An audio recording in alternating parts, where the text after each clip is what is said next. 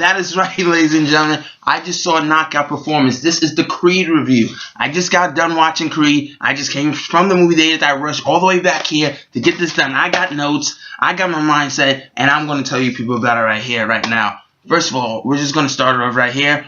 You know how this thing goes. This is my review. You've seen in my reviews. This is going to be a little bit differently since this is a movie review. We're just going to talk about it. Now, I'm just going to say this right now. This movie is fantastic. You cannot honestly compare this movie to anything else. Now, before I get to absolutely what that means when I'm saying it's fantastic, I'm just going to say it right now. Okay, one, this movie is going to be constantly compared to Rocky, right? Or it's going to be compared to any other Rocky, and that's fine because they address that actually in the movie. You know, they talk about how, you know, he's always going to be compared to, you know, his father, who's great in the past, but he's obviously not, you know, now. So he's not here now, but that's no reason to downgrade the past. You can look at the past, but go beyond that. And they touched on that. So I almost kind of felt like a breaking the fourth wall thing, you know, kind of speaking to the fans. You know, you can love the Rockies, but this is something new. This is something that honors the past, but also goes beyond that in so many ways. And I think that's what this movie really does very well. You know, in many ways, I think it's probably the second best Rocky film, so to speak, since the first one, you know. But in some ways, I think this movie actually exceeds Rocky. Any of them, really, in certain areas. Particularly, I think maybe in the fights, you know, and, you know, kind of the relationships and whatnot, you know, the world, and, you know, it's a very well-done movie. You know, there's certain things that Stallone could even have came up with that Ryan Coogler does a great job. So, you know, the first positive this movie is, and ain't going to be many negatives, because you're going to hit like 1 or 2 negatives in this review, and it actually will not even be much of a review. It's more like a nitpick, because this movie really is, I think, the best of the year. You know, at least from what I've seen. Now, just take that from anybody's perspective. But we're going to start with Ryan Coogler. Ryan Coogler directed Fruitvale Station. If anybody's seen Fruitvale Station, the guy knows what he's doing. Michael B. Jordan, the guy's a star. Now, granted, they say you got to move beyond the past and not look at the past. I guarantee you, Michael B. Jordan is not looking at Fantastic Four. August never happened. He forgot about it. We all forgetting about it, because once you see Creed, you're not even going to remember what the hell Fantastic Four was. Fox is forgetting, you know, so might as well just move on. But Coogler directed Fruitvale Station. Michael B. Jordan also worked with him. Since I'm seeing the second movie, it's definitely starting to seem like Coogler and Jordan are on their path to actually becoming a Scorsese and De Niro team. You know, and that's a big compliment, right? You know, and they you know, they deserve it every bit of the way. You know, these guys know exactly what it is they want. They know how to handle their situation. They know how to work well with each other. And, you know, this is only Coogler's second film. This is, you know, Michael B. Jordan's how many films he's doing. The guy's a star. The guy knows what he's doing. But yeah, he does it well in this. Some other positives: Sylvester Stallone is great. You know, obviously, now for Sylvester Stallone's movie, now there's gonna be some slight spoilers in this review. But for Stallone in this movie, you know, obviously we felt very emotional with Rocky before, but this takes it to a whole nother level. You know, Stallone, you know, he's breaking down. Or Rocky, they're one and the same. But, you know, Rocky, him, you know, he's broken down. Spoiler right here. Get 3, 2, 1. Paulie's dead. You know, Adrian's dead. He's got nobody left. And then, you know, Adonis comes in, and, you know, he's in a way Rocky's new path, you know, to breathe life into him. You know, because if you don't know the story, I'm just going to give you a brief synopsis. You know, Apollo Creed had an affair with this woman, and then, you know, the affair had Adonis. You know, Apollo did not tell anyone about Adonis, but Apollo's real mother tracked down Adonis, found him, took him in because he was a kid. You know, the opening scene I really enjoyed. It was like, you know, an episode of Scared Straight. You know, when you see these kids in like these juvenile detention centers, you know, that's what it started like. And then you see Felicia Rashad's great in the movie. You know, because Adonis is a guy with a lot of anger, you know, and they kind of show it, and there's a bit of symbolism for the entire thing, because as you see in here, he's very eager, he's very angry because, you know, his father abandoned him. He never knew his father. His father, I guess, thought it was a mistake, according to his mind, and they kind of mentioned that. So for Adonis, you know, all he really knew was how to fight. You know, he was just angry. You know, he was not necessarily at his father, but almost at himself, because he blames himself. He thinks he's the mistake.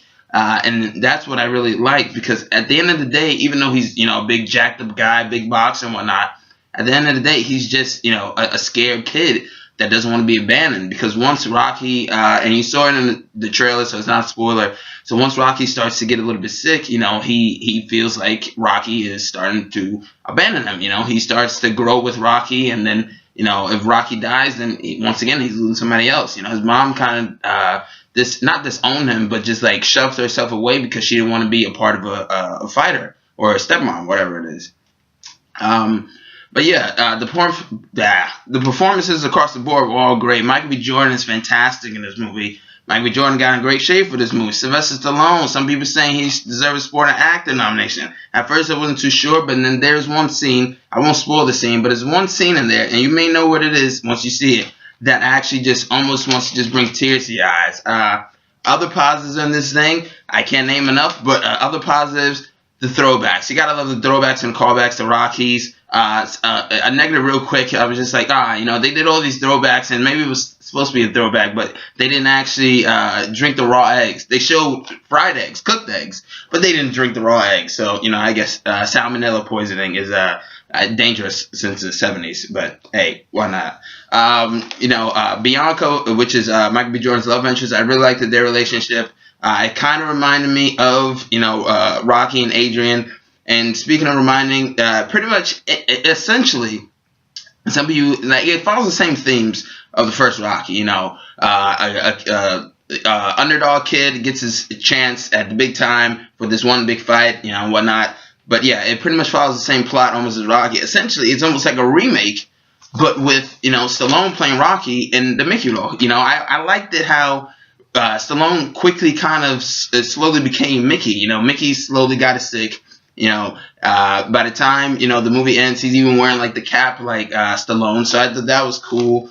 Not the death. Well, he doesn't die or whatnot. Spoiler, but he gets sick. Like Mickey, he wears a hat and whatnot. He becomes a fighter. They follow the same path. Like he's the reluctant trainer. He doesn't want to train him, just like Mickey did in the first one. So yeah, I thought that was cool.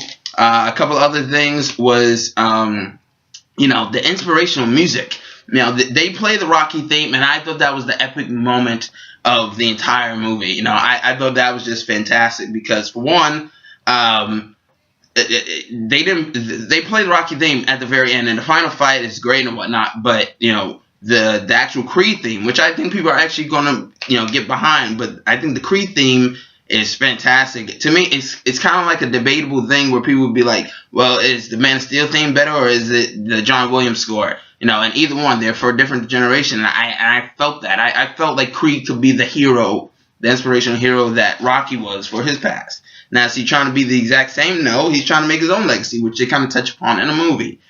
Some other things, as I said, was the music, both the score and the actual soundtrack from like rappers and whatnot. That was great. That meshed in well. This movie's like if Fruitvale Station and Rocky had an affair and they had a kid, that a kid would be this masterpiece. That's right, I'm calling it right here. God damn it, it's a masterpiece almost, and that would be Creed. Now, I'm going to name off a couple other things. There's a lot of things I had planned, so if I'm looking down, I'm looking down the notes.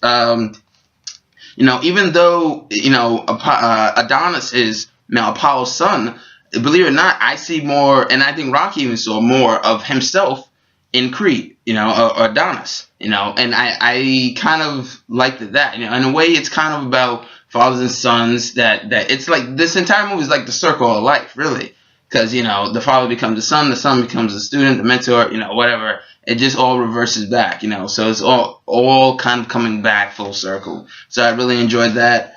As I said, Michael B. Jordan really just gets the job done, One of the cooler moments in the thing is when, obviously, the montages. They got the montages. Rocky's known for the montages. It probably does the best montages you can possibly imagine. So in Creed, they do it. They do it fantastically. They're great.